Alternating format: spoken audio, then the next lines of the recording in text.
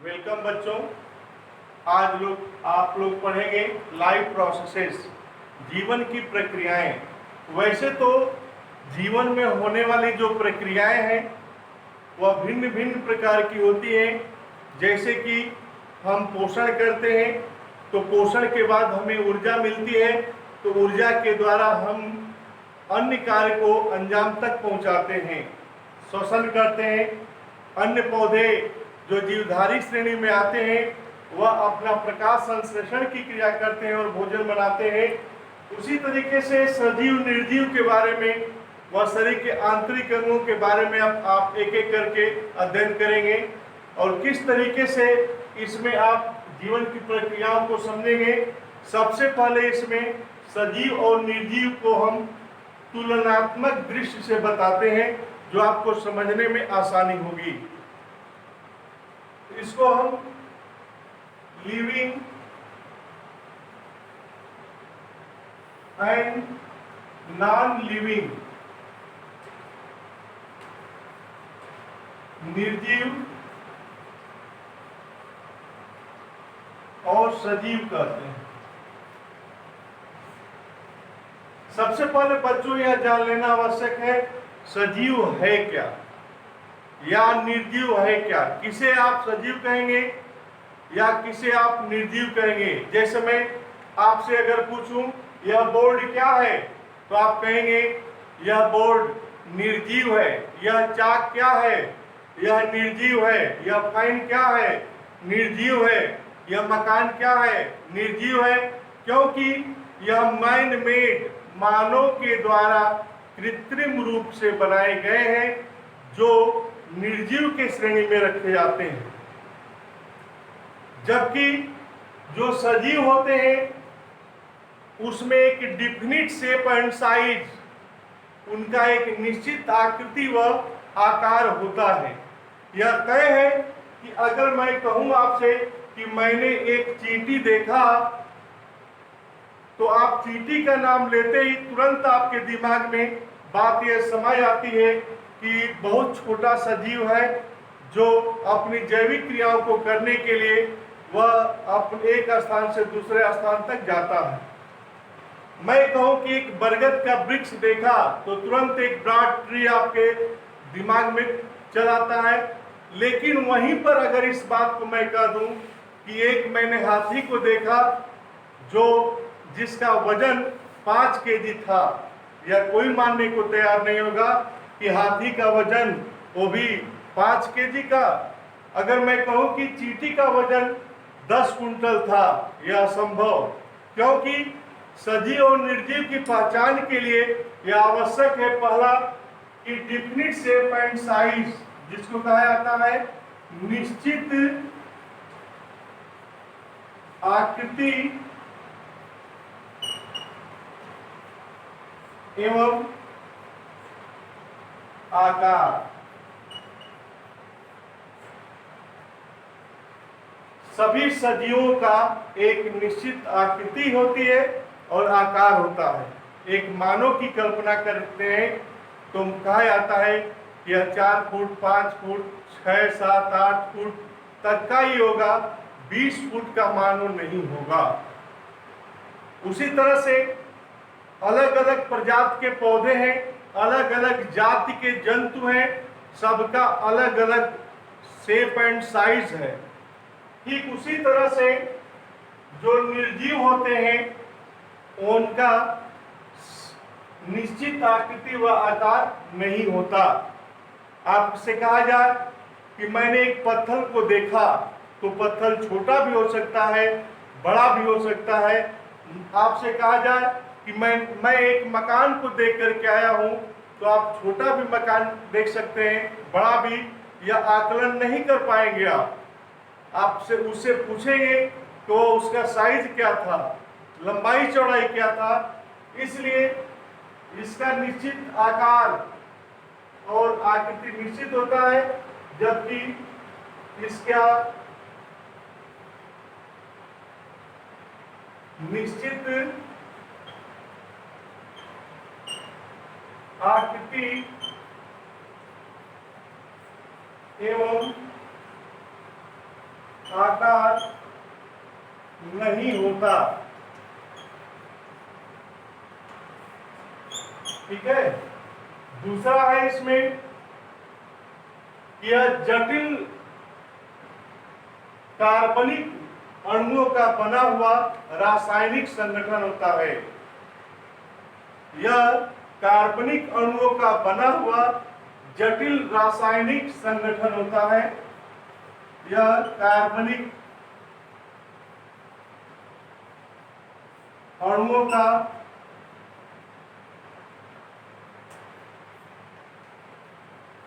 बना रासायनिक संगठन होता है।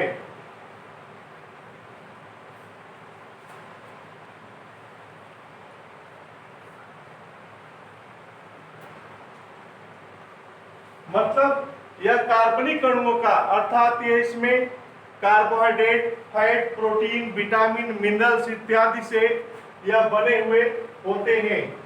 जो हमारा हड्डी का निर्माण ओसिन प्रोटीन से, मांस का निर्माण मायोसिन प्रोटीन से होता है। और जब अतिरिक्त हम लोग भोज्य पदार्थ ग्रहण करते हैं तो वसा के रूप में डिपोजिट हो जाता है। तो चाहे आप बात करें प्रोटीन की, चाहे आप बात करें कार्बोहाइड्रेट की, या बात करें वसा की, यह सब कार्बनिक अणु के अंतर्गत आते हैं। जबकि निर्जीव जो होते हैं अकार्बनिक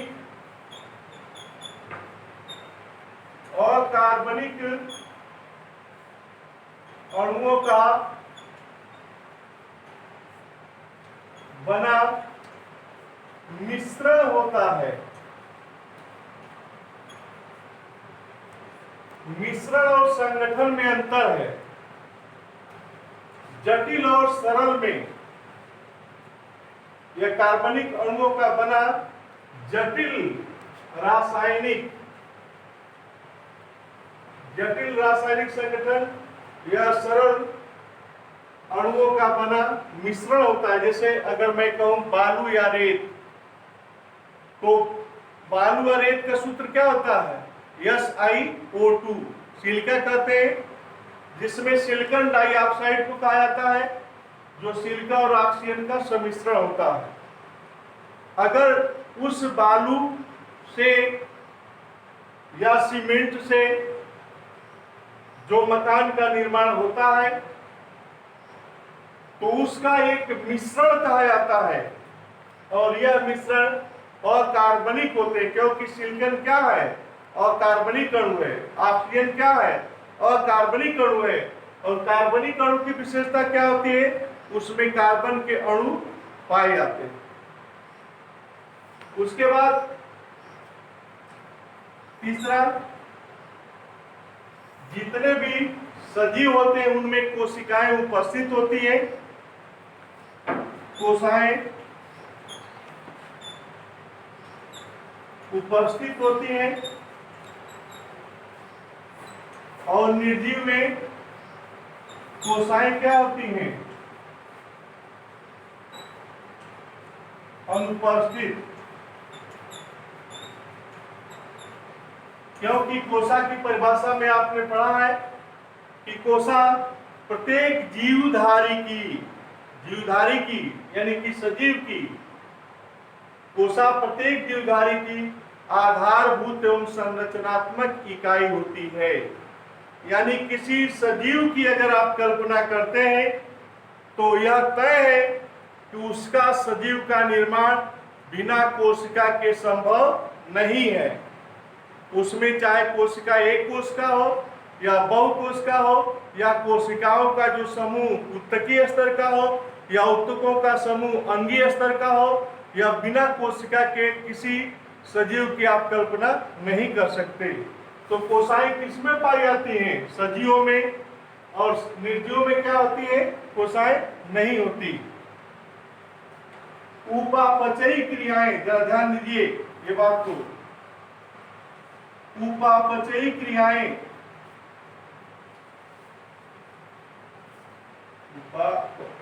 उपापचयी क्रियाएं होती हैं।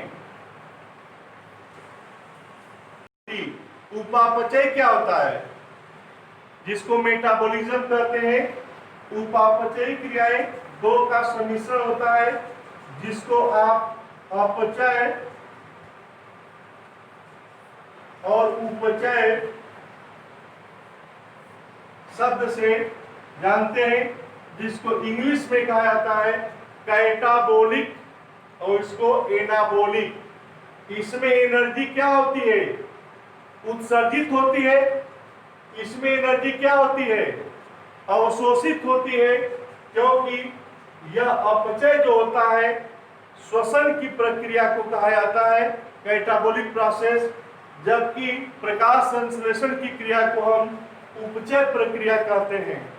आपको यह मालूम होना चाहिए कि जब हम श्वसन करते हैं तो उसमें ग्लूकोज का कंप्लीट जारण होता है, ऑक्सीडेशन होता है, जिसके फलस्वरूप कार्बन डाइऑक्साइड और जल बनता है।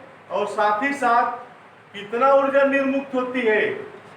38 एटीपी अथवा 673 किलो कैलोरी ऊर्जा निर्मुक्त होती है। निर्मुक्त मतलब निकलती है। जबकि उपचय के अंतर्गत जो प्रकाश संश्लेषण को हमने बताया है, वह प्रकाश संश्लेषण में आप जानते हैं कि इसमें प्रकाश की ऊर्जा को रासायनिक ऊर्जा में परिवर्तित किया जाता है, अर्थात एनर्जी एब्जॉर्ब किया जाता है। ऊर्जा को क्या करते हैं? अवशोषित करते हैं। आप जानते हैं जो प्रकाश संश्लेषण की परिभाषा बनी कि प्रकाश संश्लेषण वह प्रक्रिया है जिसमें पौधे के हरे भाग सूर्य के प्रकाश की ऊर्जा को अवशोषित करके वायुमंडल से कार्बन डाइऑक्साइड को लेकर मृदा से जल को अवशोषित करके सूर्य के प्रकाश की उपस्थिति में क्रिया करते हैं। तत्पश्चात अपने भोजन रूपी ग्लूकोज का निर्माण करते हैं और साथ ही साथ बाई प्रोडक्ट या उपजात पदार्थ के रूप में ऑक्सीजन निकालते हैं, और वही ऑक्सीजन हम सभी जीवधारी अपने श्वसन में प्रयोग में लाते हैं। क्या निर्जीव भी श्वसन करता? क्या निर्जीव प्रकाश संश्लेषण की क्रिया करेगा? क्या निर्जीव श्वसन की क्रिया करेगा? यह पत्थर है या चट्टान है या कुर्सी मेज बेंच या बोर्ड या चाक है, अगर इनको श्वसन करना होता तो इसमें श्वसन की क्रिया नहीं होती, क्योंकि यह निर्जीव है। इसलिए न इसमें प्रकाश संश्लेषण की क्रिया होती है, निर्जीवों में न श्वसन की क्रिया होती है। तो एक शब्द में हम कह सकते हैं कि उसमें उपापचयी क्रियाएं नहीं होती। उपापचयी क्रियाएं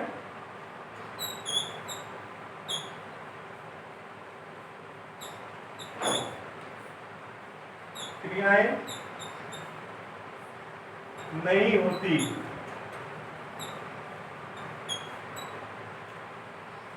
और सबसे मुख्य बात तो यह है,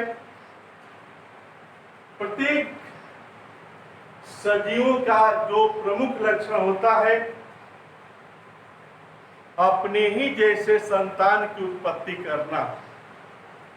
पीढ़ी दर पीढ़ी संतान उत्पत्ति की प्रचुर क्षमता केवल सजीवों में पाई जाती है, ताकि अपने वंशावली को आगे बढ़ाते रहें।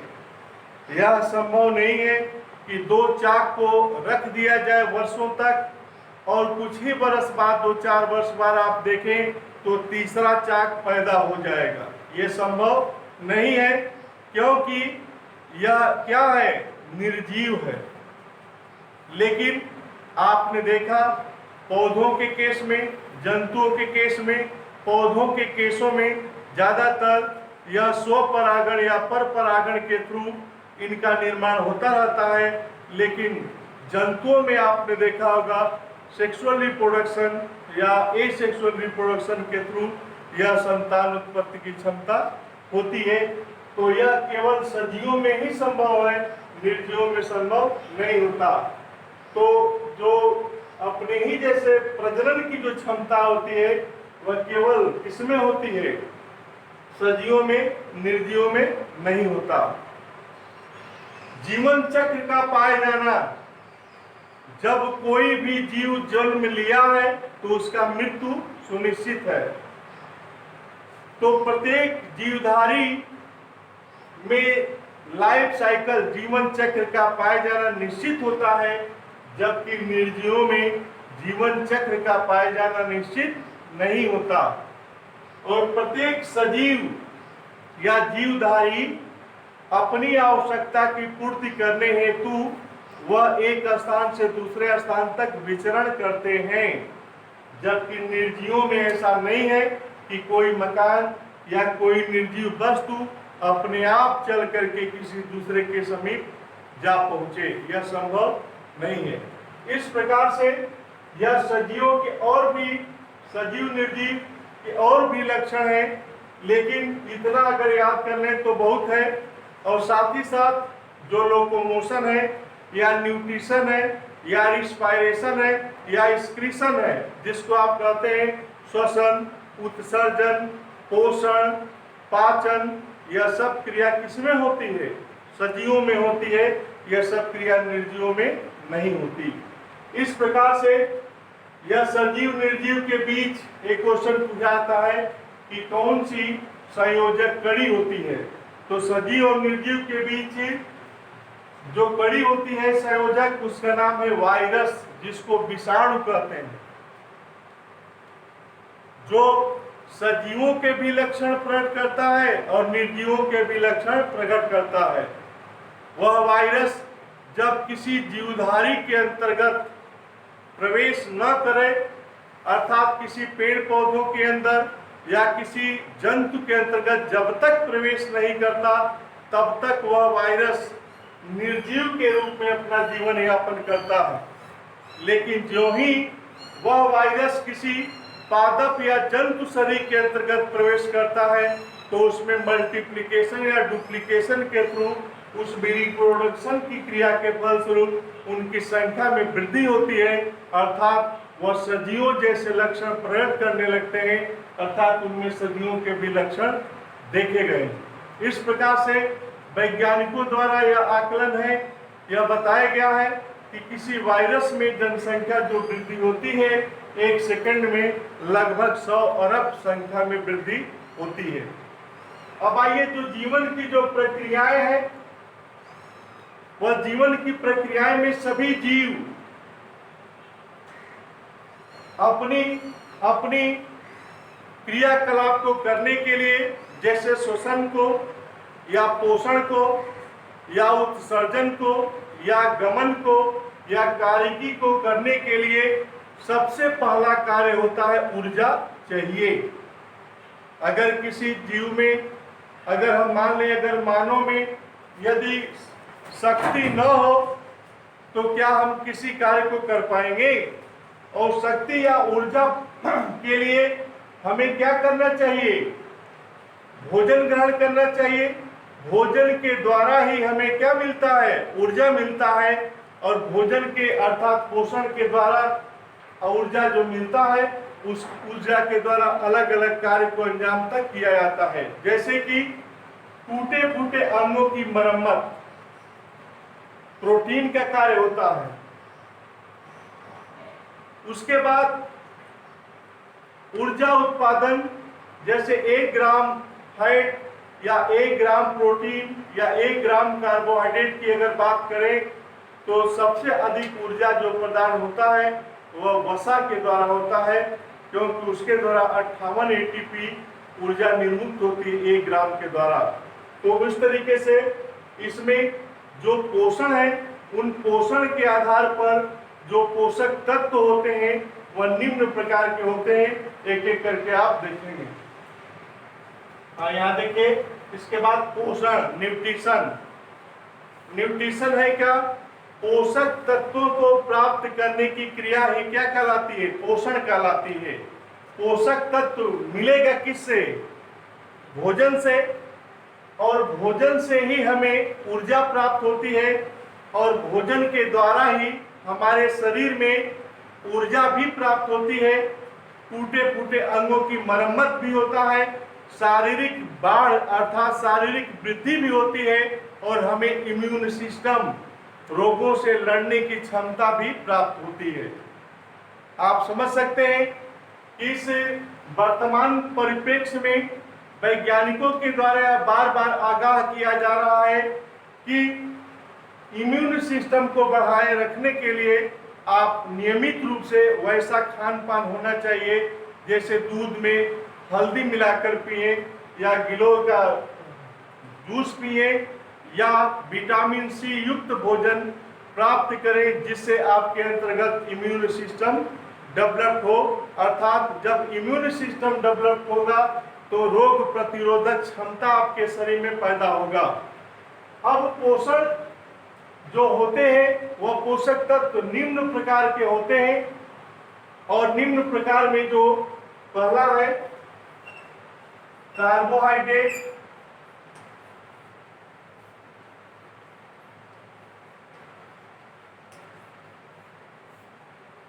प्रोटीन,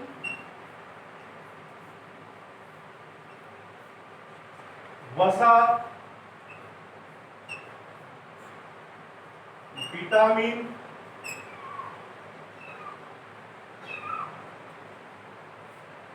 और खनिज लवण।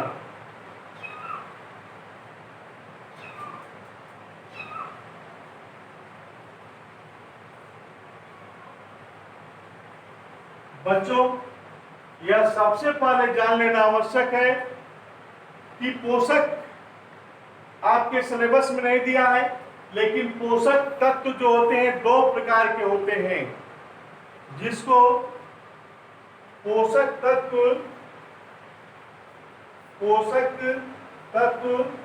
दो प्रकार के होते हैं। पहला जो होता है दीर्घ पोषक तत्व,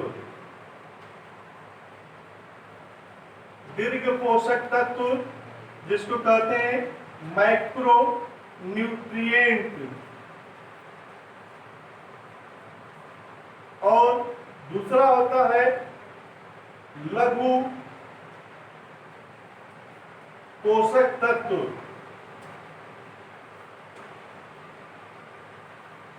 लघु पोषक तत्व माइक्रो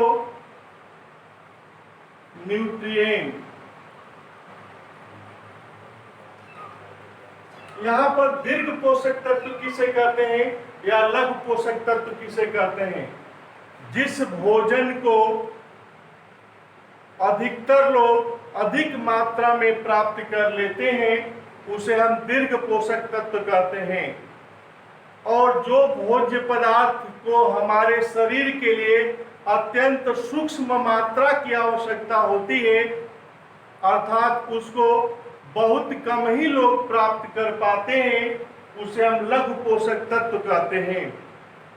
जैसे कि अगर हम पूरे विश्व आबादी की बात करें तो 75% ऐसे लोग हैं जो पूरी तरह से बैलेंस डाइट, संतुलित आहार नहीं ग्रहण कर पाते। संतुलित आहार में ये पांचों आते हैं। संतुलित आहार में ये पांचों आते हैं, जो कार्बोहाइड्रेट, प्रोटीन, वसा, विटामिन, खनिज लवण, जिसमें प्रतिदिन आपको चावल, रोटी, दाल, दूध या तेल, मक्खन, घी या विटामिन, जितने फ्रूट जूस हैं या फल हैं, और खनिज लवण में जो जर्मिनेटेड सीड है, अंकुरित बीज है। तो इस प्रकार से ये तीनों जो दीर्घ पोषक तत्वों के अंतर्गत आते हैं, जिसको कार्बोहाइड्रेट, प्रोटीन, वसा कहते हैं, जबकि दो ये जो होते हैं लघु पोषक तत्वों के अंतर्गत आते हैं। ये दोनों लघु पोषक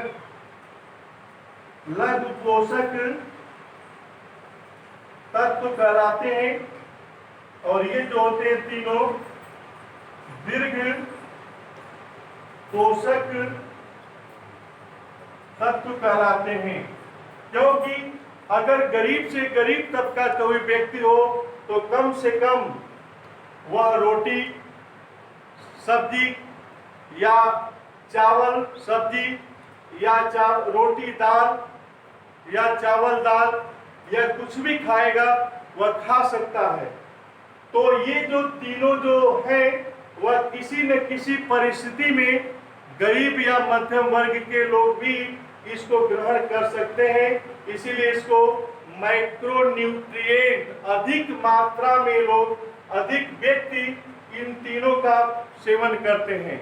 लेकिन विटामिन और मिनरल्स, जो विटामिन फ्रूट जूस, फलों का जो रस है या फल है सीजनली, या खनिज लवण जो जर्मिनेटेड सीड है, आप यह खुद अंदाज करें कि कितने लोग ऐसे हैं जो प्रतिदिन भोजनोपरांत फल का सेवन करते हैं या जर्मिनेटेड सीड ग्रहण करते हैं। यह केवल विश्व आबादी की बात करें तो 25% लोग ऐसे होते हैं जो यह बैलेंस डाइट, संतुलित आहार का सेवन करते हैं, जिनमें यह पांचों भोज्य पदार्थों को ग्रहण करते हैं। अन्यथा यह तीन को तो कम से कम घुमा फिरा कर सभी ग्रहण करते हैं, रोटी, चावल, दाल, सब्जी। तो इसको आप, यह तीनों का स्रोत है। अगर आप चावल खाते हैं तो कार्बोहाइड्रेट का वह स्रोत माना जाता है। आलू खाते हैं, प्याज खाते हैं, लहसुन खाते हैं, तो वह किसका स्रोत है? वह कार्बोहाइड्रेट का स्रोत। रोटी खाते हैं, गेहूं में कौन सा प्रोटीन? ग्लिएडिन प्रोटीन। मांस खाते हैं तो मायोसिन प्रोटीन। अंडे खाते हैं तो एल्बुमिन प्रोटीन। या दाल खाते हैं तो प्रोलैमिन्स प्रोटीन। यह प्रोटीन भी किसी भी तरीके से घुमा फिरा कर आप ग्रहण कर सकते हैं। वसा, अगर आप दही खाते हैं तो उसमें जो मक्खन या घी है, या मक्खन खाते हैं या घी खाते हैं, तो वो वसा का स्रोत माना जाता है। यह सभी ग्रहण करते हैं 100% लोग। लेकिन ये दो जो होते हैं, विटामिन और मिनरल्स, वही ग्रहण करते हैं ये पांचों जो पूंजीपति होते हैं। उनको किसी भी प्रकार का धन की कमी नहीं है, तो वह नियमित रूप से प्रतिदिन यह ग्रहण करते हैं, जिसमें विटामिन का जो स्रोत होता है फल, हरे साग सब्जी इत्यादि या फलों के जूस आते हैं, और खनिज लवण में यह जो जर्मिनेटेड सीड, अंकुरित चना, अंकुरित जौ, जई या मसूर, मूंग के बीज इत्यादि आते हैं। तो इनको हम पोषक तत्व में कहते हैं। तो इन दोनों का नाम लघु पोषक तत्वों में आता है, माइक्रोन्यूट्रिएंट, और इन तीनों का नाम दीर्घ पोषक में आता है, क्योंकि इसको अधिक मात्रा में लोग, अधिक व्यक्ति ग्रहण करते हैं। अर्थात लगभग सभी के सभी व्यक्ति इसका सेवन कर सकते हैं, लेकिन यह बहुत ही कम मात्रा में उपयोग में आ पाता है, इसीलिए इसका नाम लघु पड़ा, जिसको माइक्रो न्यूट्रिएंट कहते हैं।